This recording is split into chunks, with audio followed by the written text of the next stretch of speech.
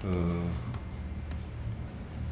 제가 지난번에 이제 7월 10일인가요? 그때 이제 여호수아 21장과 그 다음에 이제 일부 그 세계관에 대해서 이제 이렇게 나눠서 했었고요.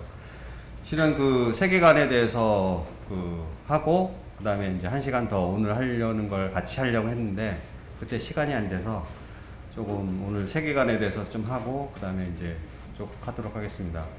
그래서 어떤 그 성경의 그 장절에 대한 건 아니고요. 자유주제니까 부담 없이 이렇게 쭉 그냥 같이 그냥 이렇게 쭉 보시면 될 것 같고요. 크게 이제 같이 그냥 부담 없이 오시면 될 것 같습니다. 그래서 제가 드리려고 하는 말씀은 오늘 그 세계관이고요. 세계관을 이제 세계관이란 한 사람이 사물들에 대해서 갖고 있는 기본적인 신념들의 포괄적인 틀이라고도 하고요. 그 다음에 이제 어떤 가치관이나 그 파라다임이라고도 합니다. 그래서 이 가치관이나 파라다임이 왜 중요하냐면 이 가치관과 파라다임이 바로 우리의 그 행동과 결정을 하는데 기준이 되기 때문에 그래서 이것들이 참 중요합니다. 그래서 이걸 갖다가 이제 그 참고하는 틀이라고도 하고요. 그 다음에 이걸 가치관 또는 파라다임이라고도 합니다. 근데 우리한테는 이제 세계관이 두 가지의 세계관이 있습니다. 그러니까 이게 어떤 세계관이든 간에 이 둘 중에 어떤 형태든 간에 이 둘 중에 하나에 포함됩니다. 그 둘 중에 하나가 세속적 세계관, 진화론을 바탕으로 한 세속적 세계관과 그 다음에 성경을 바탕으로 한 창조론에 의한 세계관이 있습니다. 그래서 제가 오늘 창조론이나 진화론에 대해서는 말씀드릴 지식도 안 되고 뭐 경험도 안 되고 그러기 때문에 그런 부분은 GNTV를 검색하시면은 과학자이시고 의학 박사이시고 또 생리학자이신 우리 김종환 선생님께서 강의하신 그런 내용들이 있습니다. 그래서 진화론과 창조론에 대해서 궁금하신 거는 GNTV를 검색하셔서 한번 보시면 되고요. 제가 오늘 말씀드리려고 하는 거는 이 두 가지 세계관에 대해서 이 세계관이 어떻게 우리에게 영향을 미치고 있나 그런 것들을 좀 말씀을 드리려고 합니다. 그래서 세속적 세계관의 근본에는 이제 무신론, 하나님이 없다는 무신론이 있고요. 저희가 그 마음에 하나님을 두기를 싫어한다. 그 무신론이 있고요. 그 모든 것은 물질로부터 시작했다. 자연적으로 시작했다. 그 다음에 그것을 통해서 진화를 해서 사람이 진화를 통해서 가장 고도한 동물로 진화됐다. 이게 바로 세속적 세계관의 어떤 프레임입니다. 그와 반대되는 성경적 세계관은 바로 그것의 모든 것의 기초는 창세기입니다. 그래서 창세기에 어떻게 해서 죄가 나왔고, 그래서 죄로 인해서 죽음이 왔고, 그 다음에 결혼 제도에 대해서 말씀하고 계시죠. 결혼 제도하고 약간 유사하지만은 결혼 제도와 관련해서 오늘 제가 이제 후반부에 동성에 대해서 좀 말씀을 드리려고 합니다. 동성에 어떻게 성경에 어떻게 나와 있고, 그다음에 현재 어떤 상황이라든가 그런 것들을 좀 말씀을 드리려고 합니다. 그다음에 이 동영상은 이제 한번 유튜브에 한번 찾아보시고요. 기원에 대한 의문이라는 저기를 찾아보시면은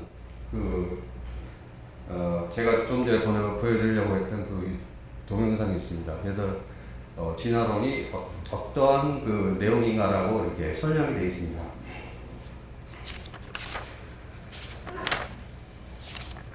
그래서 제가 처음에 말씀드렸던 세계관의 두 가지 모델, 성경 모델과 세속 모델이 있는데 성경 모델에서는 창조자 하나님 그래서 언제나 먼저 말씀을 하십니다. 제가 지난번에 한번 인용을 했었던 출애굽기 3장 14절에 하나님께서 소개를 하시는 그런 말씀이 있죠. 나는 스스로 있는 자이다. 영어 KJV 버전에서는 I am that I am. 그래서 영어를 써서 죄송한데요. 나는 나다. 나는 창조자다. 더 이상 설명할 수 없는 나는 창조자다는 I am that I am. 그 NIV에서는 I am who I am으로 되어 있습니다. 근데 요 KJV에서는 I am that I am. 나는 나다. 내가 바로 창조자다. 이렇게 언제나 선언을 하고 계시고요. 그 다음에 그 창조 모델에서는 외부의 개입. 하나님께서 언제나 그 창조물을 갖다가 만물이라고 하십니다. 그 히브리서 3장 4절에 집마다 지은 이가 있으니 만물을 지으신 이는 하나님이시라고 단정화해서 말씀을 하고 계시죠. 그렇지만 세속적인 세계관에서는 언제나 그 자연 스스로 잘 그러하려 이렇게 해서 그렇게 있는 게 자연이다라고 말하고 있습니다. 성경적 세계관에서는 그 무질서도가 증가한다고 이렇게 돼 있는데요. 이 말씀에 그 히브리서 1장 11절에 보면 그것들은 멸망할 것이나 오직 주는 영존할 것이요. 그것들은 다 옷과 같이 낡아지리니. 이렇게 이것들이 멸망하고 낡아지지만은 나중에 하나님께서 회복하실 그때 다시 온전하게 된다라고 성경에서는 말씀하고 있습니다.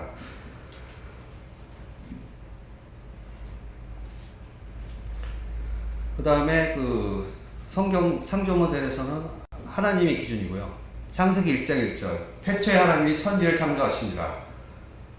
더 이상 어떻게 그러니까 말할 게 없습니다. 진짜 하나님이 기준이시고요. 하나님이 창조자이십니다. 하나님이 절대자이시고요. 그래서 하나님이 법, 윤리, 강령, 결혼의 기준이시고요. 그렇지만 인본주의 진화 모델에서는 사람이 선악의 기준입니다. 그리고 사람을 하나님께서 어떻게 지으셨냐? 하나님의 형상대로 지으셨다고 분명히 말씀을 하고 계시는데 진화 모델에서는 진화를 통해서 부동한 존재가 되었다라고 말을 하고 있습니다.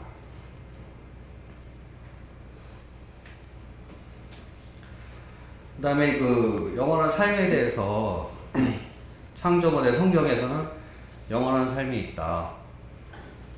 우리가 주목하는 것은 보이는 것이 아니요 보이지 않는 것이니 보이는 것은 잠깐이요 보이지 않는 것은 영원함이니라. 이렇게 되어 있고요.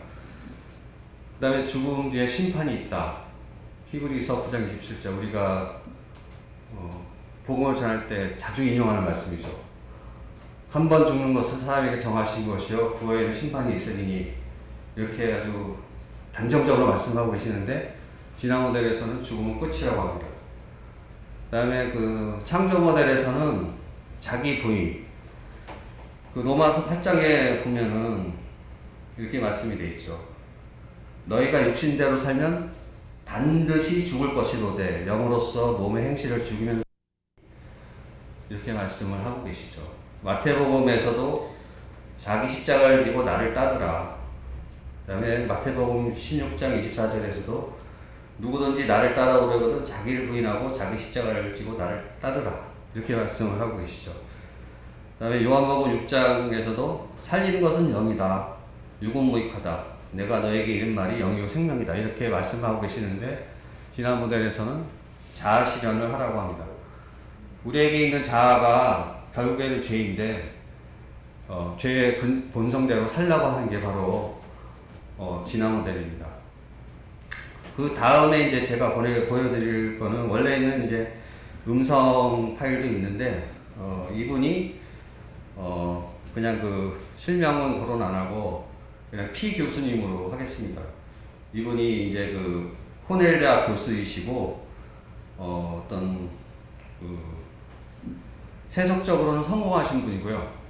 그 다음에 이제 석학이라고 할 수가 있고, 그 다음에 학문적으로도 일가견을 이루신 분입니다. 근데 이분이 진화론자로서 그 세계관에 대해서 이분이 아주 이렇게 해주셨는데요. 한번 보시면요. 원래 음성이 있는데요. 네. 피 교수님이 이렇게 말씀했습니다. 어떤 신도 없고 어떤 종류의 목적이 있는 힘도 없고 죽음 뒤에는 다른 삶이 없고 제가 죽으면 저는 완전히 죽는 것으로 확신합니다. 그게 다입니다. 그게 저의 마지막입니다. 윤리에 대한 궁극적인 기반도 없고 삶에 대한 궁극적인 의미도 없고 인간의 자유의지 또한 없습니다. 이렇게 이분이 진화론자로서 세계관을 이렇게 서머리, Let me summarize my views on 이렇게 시작을 하거든요. 그래서 이분이 이제 유튜브 동영상을 봤는데 참 말씀도 잘하시고 그러시는데 참 안타깝게도 이분이 진화론자로서 참 성공을 하셨지만 세속적으로 성공을 하셨지만 이렇게 진화론자로서 성공을 하셨지만은 하나님을 알지 못하신 것 같습니다. 그래서 우리에게 이제 기원에 대해서 시작에 대해서 세 가지가 있을 수가 있는데요.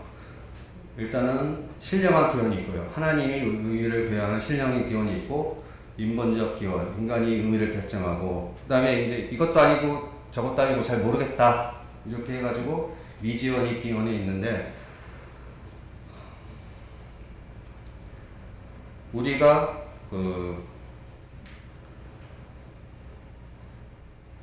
우리가 무엇이라고 생각하느냐에 따라서 목적의 의미가 달라집니다. 우리가 만약에 진화를 통해서 이렇게 고등한 생물이 됐다고 하면은 도덕, 법, 구애, 그것들에 구애받을 필요가 없고요. 만약에 우리가 창조자에 의해서 창조된 피조물이라고 하면은 창조자의 그런 목적에 대해서 생각을 해봐야 될 것 같습니다. 그래서 여기에서 제가 믿고 있는 바, 알고 있는 바, 저의 기원과 종말, 시작과 끝에 대해서 말씀드려 보겠습니다.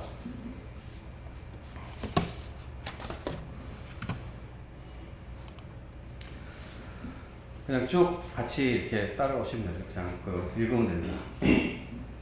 태초에 하나님이 천지를 창조하시니라. 내가 창조한 창조물들 중에 아주 특별한 것이 있다. 다른 것들은 나의 말로 지었는데 사람은 내가 직접 흙으로부터 지었다. 너는 흙이다. 너는 흙이지만 내가 너에게 생기를 주고 호흡을 주어서 말하고 벚꽃 뛰게 하였다.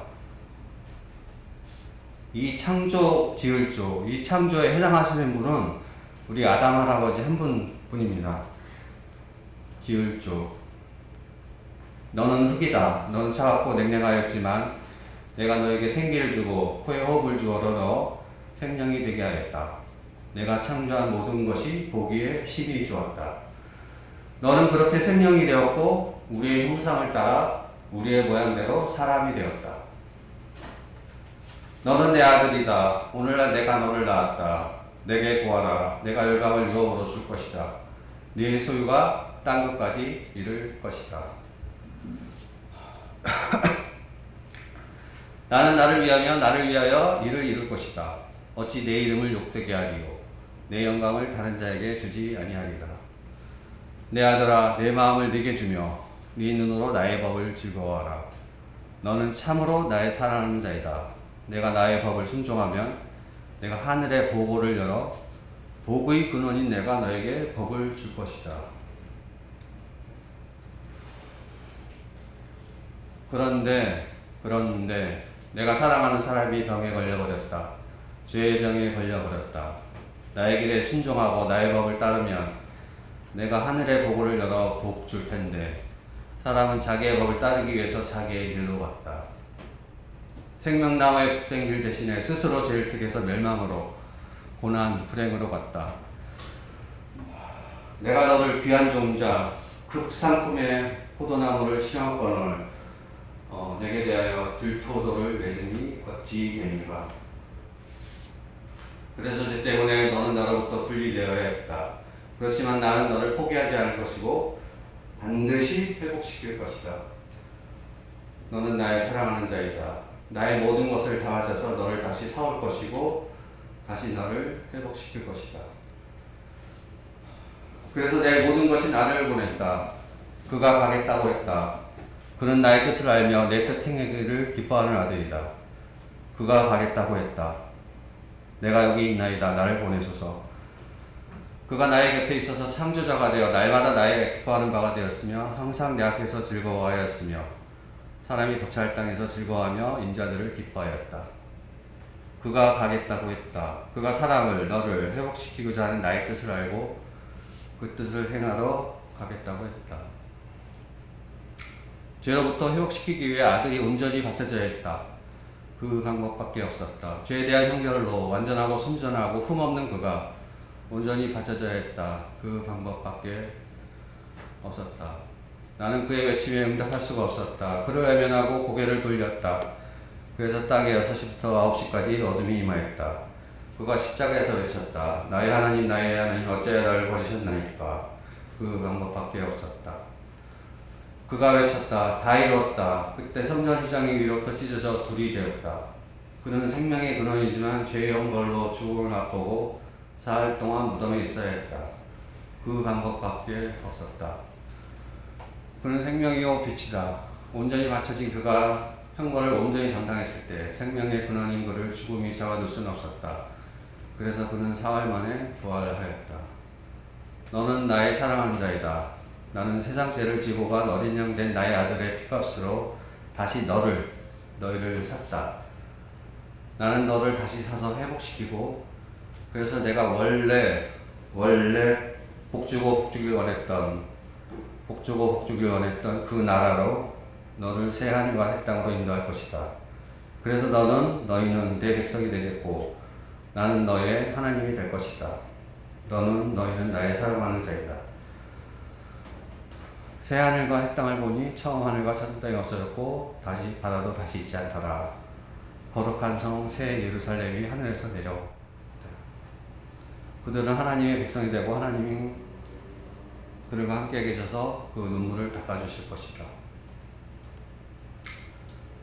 아침빛같이 뚜렷하고 달같이 아름답고 해같이 맑고 깃발을 세운 군대같이 당당한 여자가 누구인가. 나의 사랑하는 자가 내게 말하여 이르기를 나의 사랑 내 어여쁜 자야 일어나서 함께 가자. 겨울도 지나고 비도 그쳤고 지면에는 꽃이 피고 새가 노래할 때가 이르렀는데 비둘기의 소리가 우리 땅에 들리는구나. 무화과 나무에는 푸른 나무가 열매가 익었고 포도나무는 꽃을 피워 향기를 토하는구나. 나의 사랑 나의 어여쁜 자야 일어나서 함께 가자.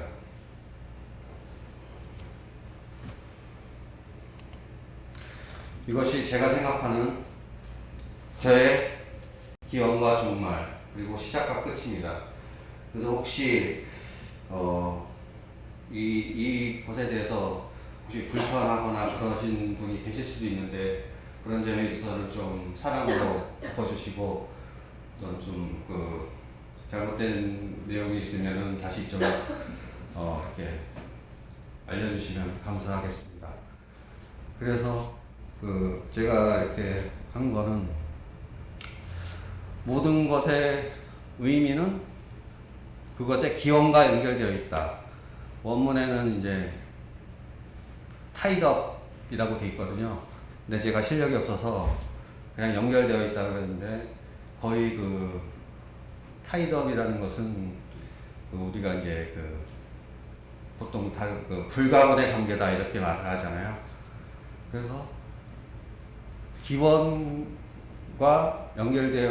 의미는 기원과 연결되어 있다. 우리가 하나님의 창조물이라고 생각했을 때 우리가 하나님의 창조 목적을 생각하지 않을 수 없고 그렇게 했을 때 우리 마음대로 살 수 없다라는 게 그렇지 않나 이렇게 생각을 합니다. 그래서 이 부분까지가 지난번에 했었어야 되는 내용이고요. 오늘 다시 이제 원래 부분으로 넘어가겠습니다. 지금 제가 드리려는 말씀은 왜 이거를 갖다가 이렇게 세계관에 대해서 얹혀 있느냐. 이게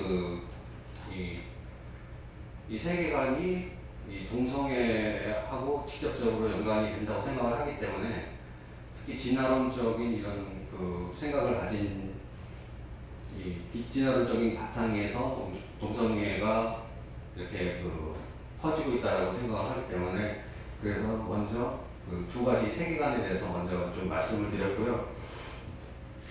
지금 제가 이제 화면에다 띄웠는데 서울 퀴어 문화 축제 이렇게 띄웠습니다. 그래서 제가 이거 뭐 퀴어문화 축제를 홍보하는 건 아니고요. 그 여기 참 제가 이제 사진을 갖다가 이렇게 얼굴을 가렸는데 참 준수한 청년들이 참 이 얼굴 이게 보면 참 예쁘고 준수한 청년들이 참 우리의 아이들, 내 아이들, 우리의 아이들인데 이 청년들이 참 이렇게 참 이 사진을 봤을 때 참 너무나 안타까웠고요. 위키백과에 찾아보니까 퀴어문화 축제는 2000년 이래로 서울에서 매년 6월에서 9월 사이에 여름에 열리는 성소수자 축제이다. 약칭으로 썩퀴라고도 하며 아시아에서 가장 좋은 축제 중 하나이다. 참가 규모는 15만 명. 주체는 서울 퀴어문화 축제 조직위원회, 장소는 서울특별시. 그래서 이 성소수자들이 이런 정기적으로 축제를 이런 모임을 갖는다고 합니다. 그래서 제가 성경에서 동성애가 어떻게 나오는가 한번 제가 찾아봤는데요. 창세기 19장에 보니까 이 말씀이 동성애에 대해서 처음으로 나온 말씀이 아닌가라고 생각을 하는데 잘 모르겠습니다. 제가 생각했을 때는 이 말씀이 동성애를 묘사한 처음 말씀 같습니다. 그래서 여기 묘시 성문 앞에서 앉아 있다가 천사들을 맞이해서 이제 집으로 들였는데 성에 있는 사람들이 이끌어내라, 우리가 그들을 상관하리라 이렇게 되어 있는데요. 상관이라는 말이 성적 표현이고 동성애를 표현하는 것 같습니다. 그래서 아브라함 시대에 동성애 및 남생이 있었고 소돔은 특히 윤리적으로 타락하고 성적으로 무질서했던 것 같습니다. 제가 남생에 대해서 이제 구약을 갖다 이렇게 쭉 찾아보니까 여러 말씀이 있더라고요. 그래서 열왕기 상에 있고, 그 다음에 이제 고린도 전서에도 남색하는 자가 하나님의 나라를 유업을 받지 못한다. 그 다음에 디모데 전서에도 남색하는 자, 이렇게 남색이라는 표현으로 동성애를 표현을 해주고 있습니다. 그 다음에 이제 제가 처음에 부담 없이 그냥 쭉 같이 그냥 시작을 했는데 이 부분을 조금 좀 주의해서 봐주셨으면 좋겠습니다. 레위기서 20장 13절을 보면 제가 빨간 글씨로 쓴 것이 남자 동침하면 둘 다 가증한 일을 행함인즉 반드시 죽일지니. 레위기서 18장 22절 남자와 동침하지 말라 이는 가증한 일이다 이렇게 되어 있는데요. 가증한 일 영어로 써서 죄송한데요. detestable이라고 되어 있습니다. 그래서 우리가 이제 다 아시는 대로 이 성경이 원래 국어로 쓰인 게 아니잖아요. 원래 이제 헬라어나 이제 히브리어로 쓰인 걸 영어로 번역하고 다시 한글로 번역했는데, 그래서 이제 근데 이제 이 우리말에서 있어서 가증하다는 말이 좀 많이 희석이 되고 좀 강도가 많이 약해진 것 같습니다. 여기 보면은 가증하다고 하면은 나쁘기는 한데 말이 좋지 않다 그런 뜻으로 이해가 되고, 우리도 일상생활에서 애들이 잘못을 해놓고 귀여운 말과 행동으로 이렇게 덮으려고 할 때 우리가 이런 가증한 그러면서 이렇게 좀 약간 희화해서 이렇게 쓰는데 네이버에 보니까 괘씸하고 얄밉다 이렇게 되어 있습니다. 그런데 여기서 영어의 원뜻으로 보니까 우리가 이 가증하다는 이 말에 대해서 좀 심각성을 좀 느껴야 될 것 같습니다. 영어에서 detestable은 싫어하는데 몸서리가 쳐질 정도로 싫어한다는 뜻이고요. 그 다음에 제가 이제 영어 전공자는 아니지만 한번 이렇게 이걸 분석을 해봤을 때 이거는 D와 테스터블 이렇게 두 단어로 분리할 수가 있을 것 같습니다. 테스터블이라는 것은요, 시험할 수 있는 그런 뜻이고요. D는 우리 그 옛날에 그 국어 시간에 이제 배웠다시피 이제 그 앞에 그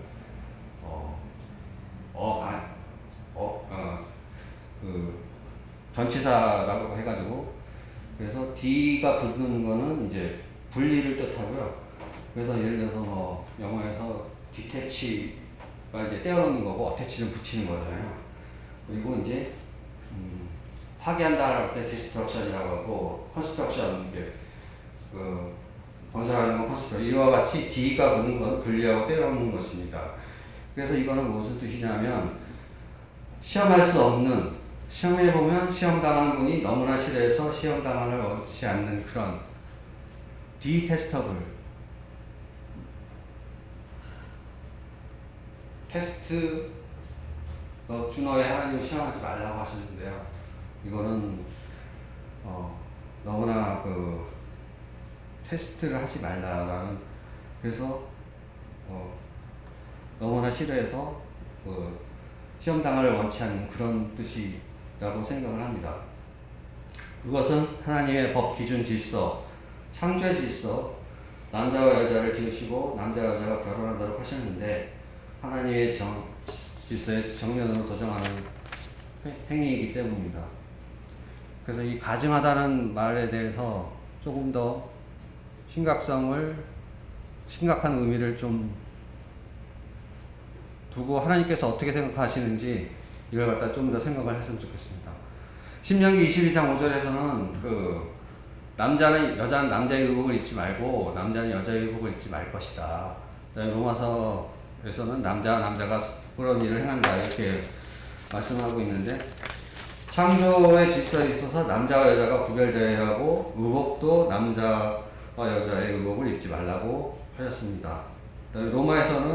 로마서에서는 이 부분이 이제 동성애를 말씀하는 걸로 분별이 되는데, 근데 이 보응이 에이즈라고 볼 수도 있고 다른 어떤 징계라고 볼 수도 있을 것 같습니다. 그 다음에 하나님께서 결혼 제도에 대해서 어떻게 말씀하셨는가 한번 보시면요. 여기 창세기에 이제 제가 색깔로 좀 표시해 놓은, 이러므로 남자가 부모를 떠나 그의 아내와 합하여 둘이 한 몸을 이룰지로다. 창세기 1장 25절에 하나님이 땅의 짐승을 그 종류대로, 가축을 그 종류대로, 땅에 있는 모든 것을 그 종류대로 만드시니 하나님 보시기에 좋았더라. 27절에 하나님 형상대로 사람을 창조하시되 남자와 여자를 창조하시고, 이렇게 말씀을 하고 계시고요. 창세기 5장에 남자와 여자를 창조하셨고 그들의 이름을 사람이라 일컬으셨더라. 예수님께서 직접 이 창세기를 인용하시면서 이렇게 말씀하셨죠. 사람을 지으시니가 본래 그들을 남자와 여자를 지으시고 부모를 떠나서 아내와 합하여 그들이 한 몸이 되시니라, 이렇게 말씀을 하셨습니다. 하나님께서 이 결혼에 대해서 이렇게 말씀을 하셨는데, 그러면 동성애 또는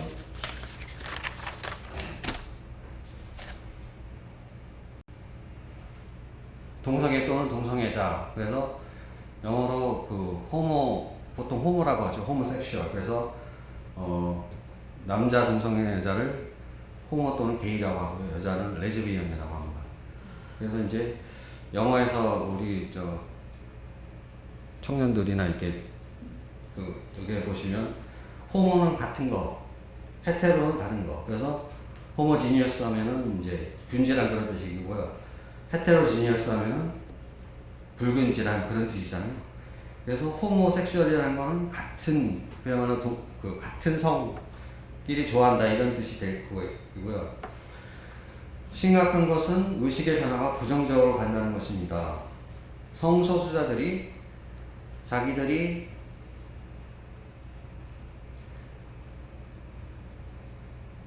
소수자이기 때문에 장애인, 노약자, 사회적자 약자들과 같이 보호를 받아야 되고 인권이 존중되어야 된다고 이렇게 주장을 하고 있습니다.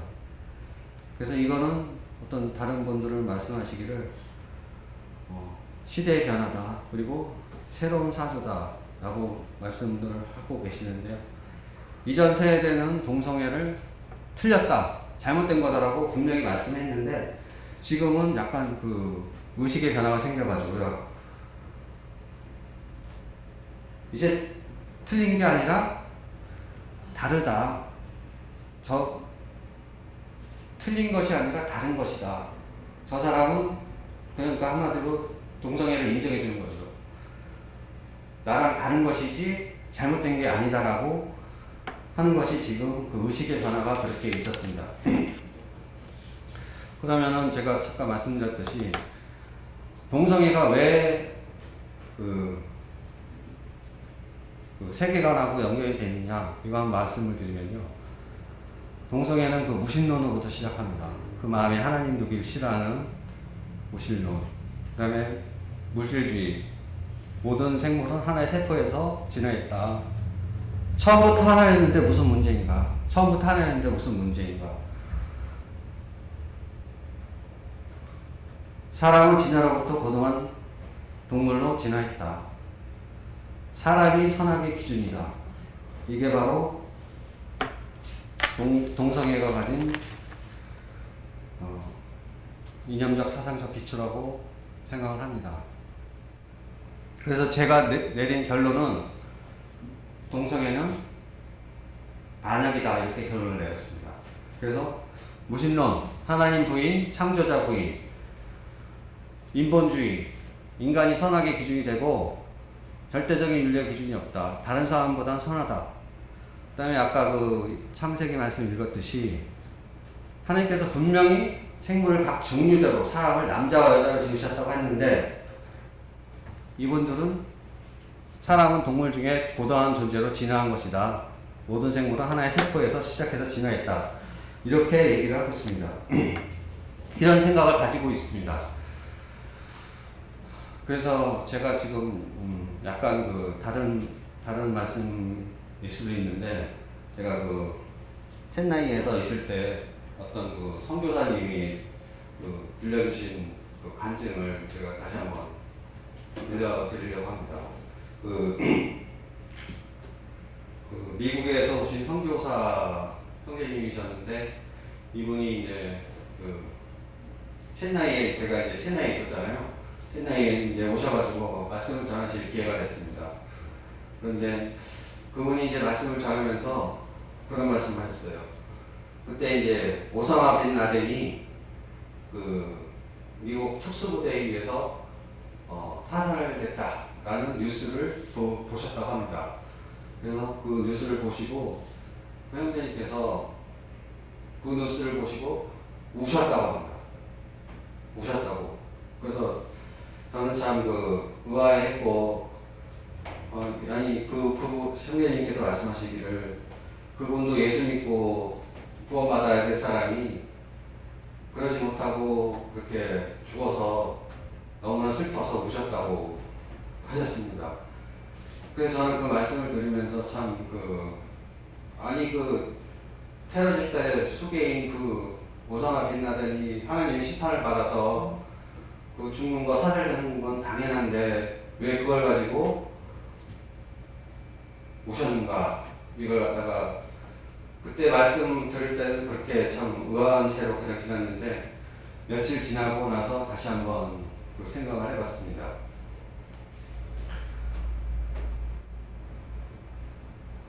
저는 그 에레미야 선지자 말씀이 이스라엘 사람한테 하시는 말씀인 줄 알았습니다. 주의 자비와 긍휼이 무궁하심으로 너희가 진멸되지 않는다. 이것이 아침마다 새로우니 주의 성실하심이 크시다. 이것은 이스라엘 사람에게 하시는 말씀인 줄 알았습니다. 그런데 이렇게 그 생각을 해보니까 하나님께서 그 은혜의 그 말씀을, 은혜를 단 1초만 거두시면, 그 다음에 그 히브리서 말씀에 보면은 그 능력의 말씀으로 만물을 붙드신다고 하셨는데 그 말씀에서 1초만 말물을 놓으시면 하나님 앞에 살아있을 사람이 없고 저도 하나님 앞에 살아있을 수가 없습니다.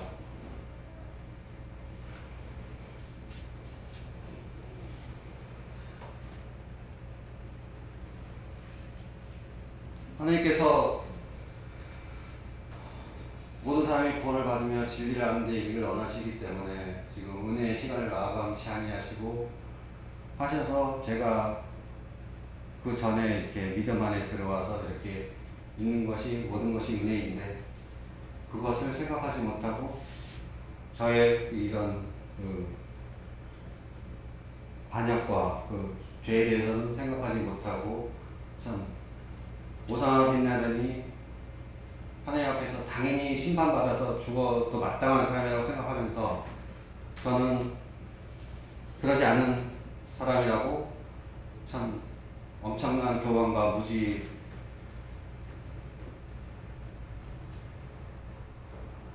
것 같습니다. 그래서 지금 이렇게 생각해 보니까 제가 좀 전에 말씀드렸다시피 동성애는 반역이다라고 제가 결론을 내렸는데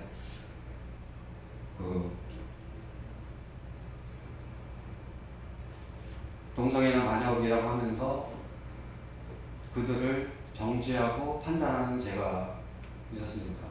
그들은 보이는 반역을 했는데 그럼 나는 나의 하나님 앞에서 반역은 과연 그러면은 어떠한 반역인가? 하나님 앞에서 보이지 않는 그 반역이 과연 하나님의 은혜 없이 심판을 받게 된다면 어떤 심판일까? 참 그런 생각을 했을 때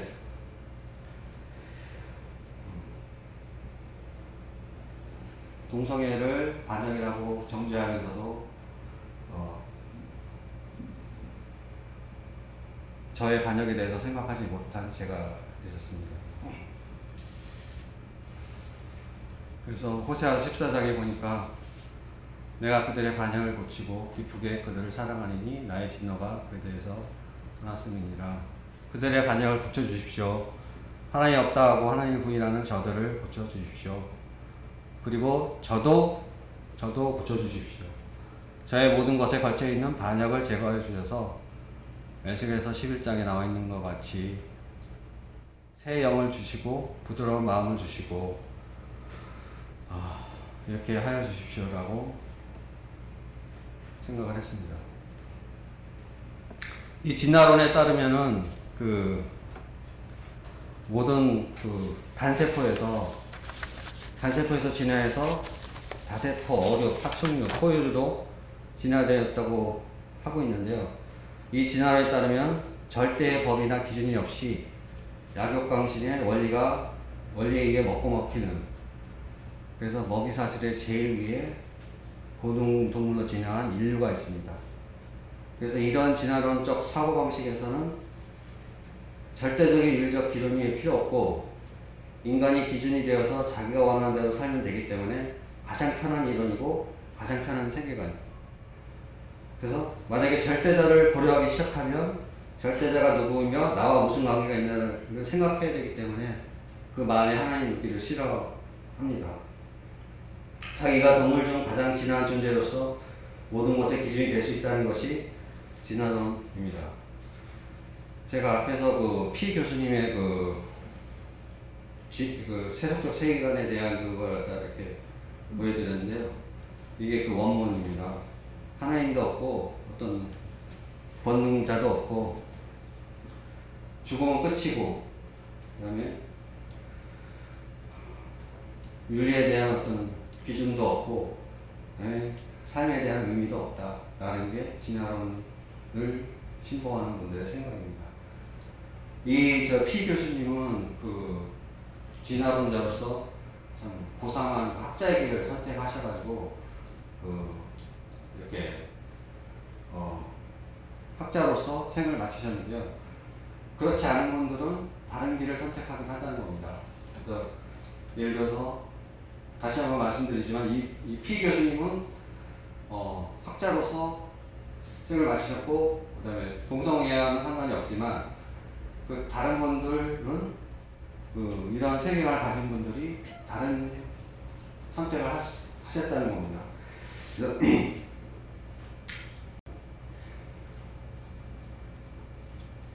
동성애 결과 보시면요, 동성애 결과로 그 에이즈, 후천 면역 결핍 증후군이 걸립니다.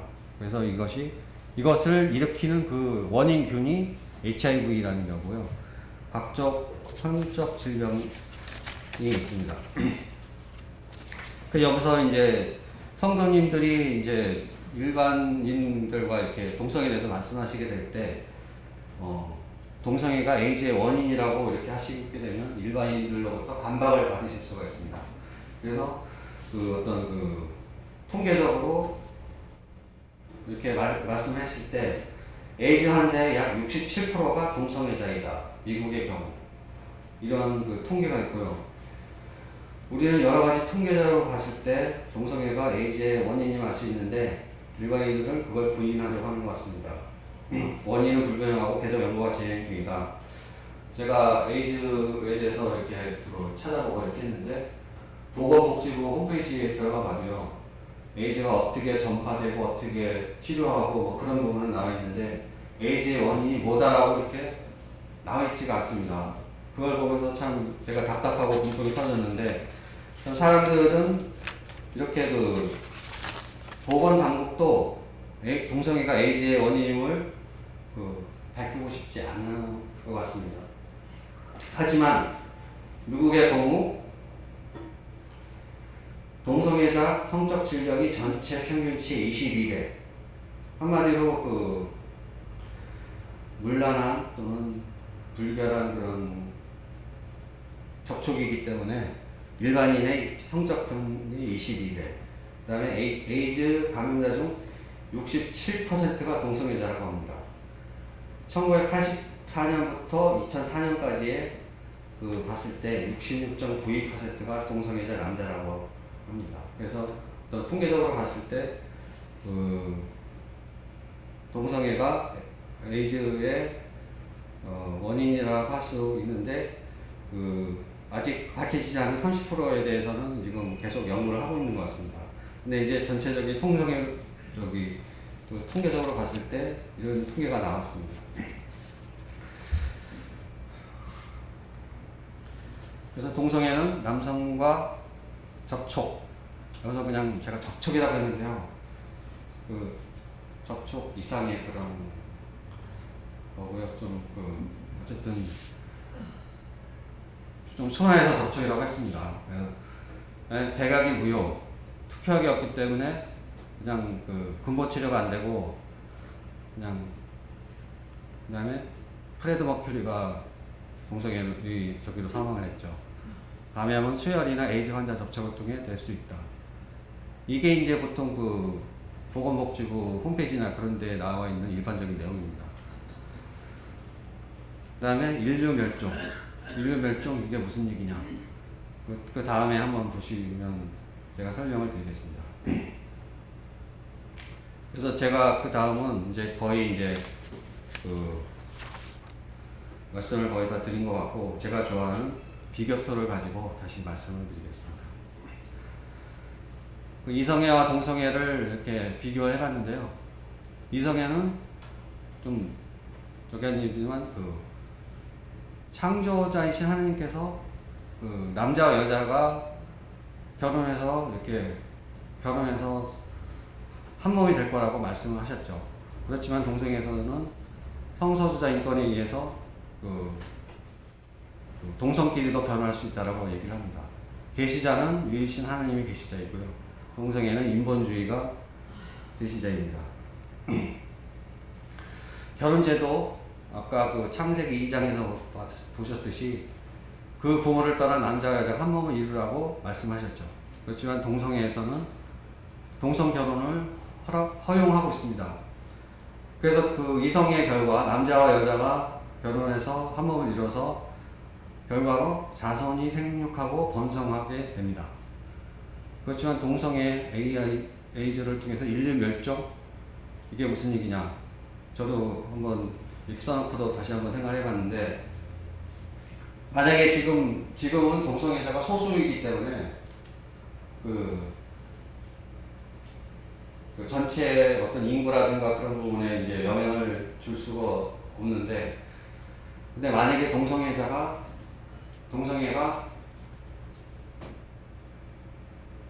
100% 모든 남자가 다 만약에 동성애에 빠졌다라고 하면은 인류는 다음 세대에서 멸종할 거예요. 그거는 생육하고 번성하라고 하는 하나님의 말씀하고 완전히 위배된 그런 말씀이고요. 그 다음에 사람들의 인식, 동성애에 대해서 그전에는 불법이 다 틀렸다라고 얘기하는데, 지금은 나는 싫다, 나하고는 다르다라고 이렇게 어떤 그 의식의 변화가 부정적으로 자꾸 흘러가고 있습니다. 성경에서는 가증한 일이다, detestable, 가증하는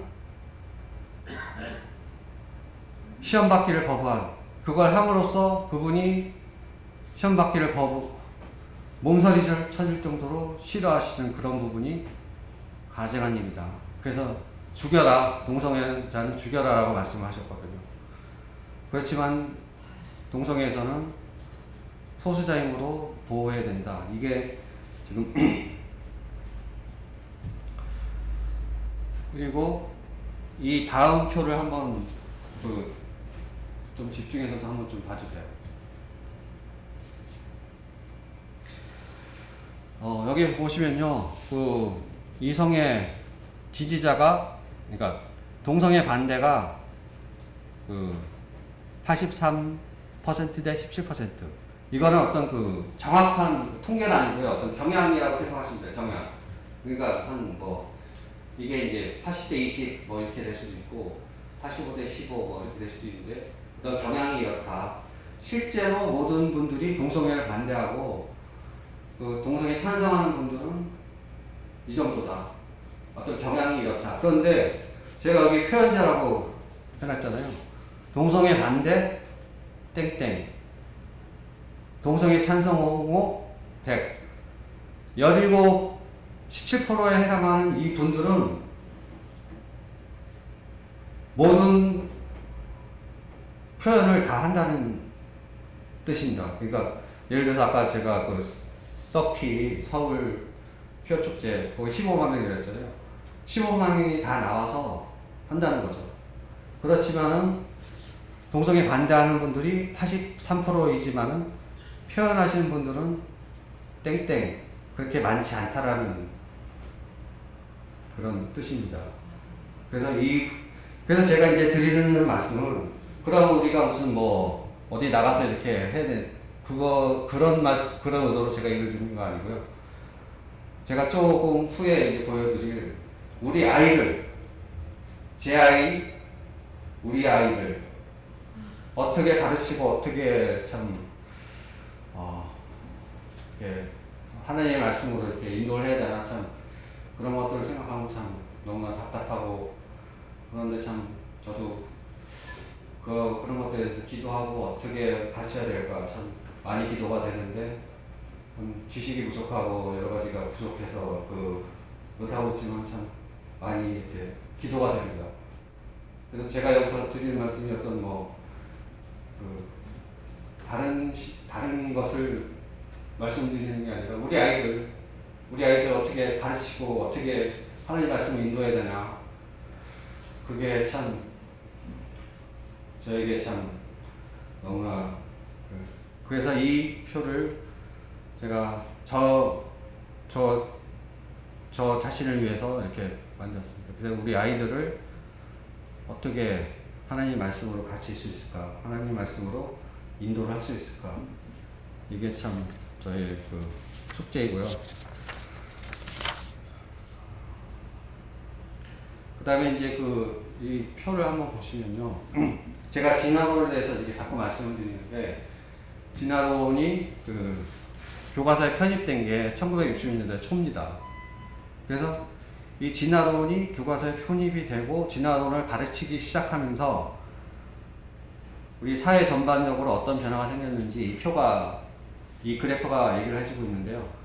이 가로축은 연도고요. 이 세로축은 어떤 숫자입니다. 그래서 1960년도에 진화론이 교과서에 편입이 되기 시작해서 이렇게 쭉 지금까지 쭉 오고 있죠. 그 다음 표를 보시면요. 1960년도 이후로 학업 능력이 점점 떨어지고 있습니다. 이뿐 아니라 1960년도 이후 1990년까지 약 30년 정도 기간에 폭력 범죄가 9.9배 늘었습니다.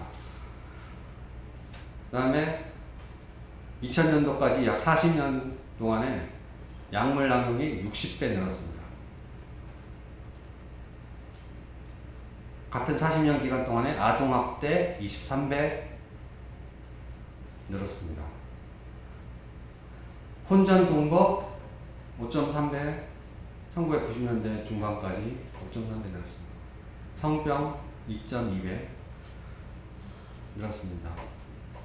10대 소녀, 10세에서 14세 임신이 5.5배, 이거는 한 60년도부터 80년대 중반 한 20몇 년 사이에 이렇게 늘었습니다. 혼외 출산 3.2배 늘었습니다. 이혼율 당연히 늘었고요.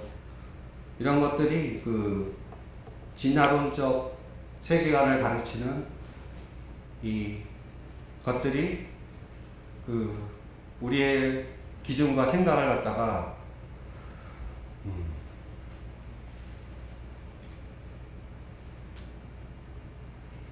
그 인본적인 그 하나님 없이, 그리고 아까 그 말씀드린 대로 죽음은 끝이고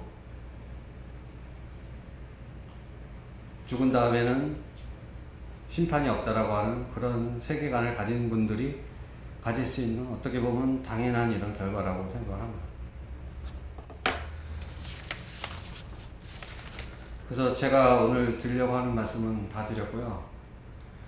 여기서 다시 한번 제가 이제 우리 아이들을 생각하면서 참 안타까운 마음이 있고, 우리 아이들을 어떻게 가르쳐야 되나 좀 생각이 많은데, 여기서 일단 이걸로 말씀을 마치고, 다음에 보여드릴 이 사진들은 우리 이제 동영상에는 이제 안 올라갈 거고요. 우리 아이들 사진들을 보면서 다시 한번 이렇게 기도하자는 의미에서 제가 그 아이들 사진을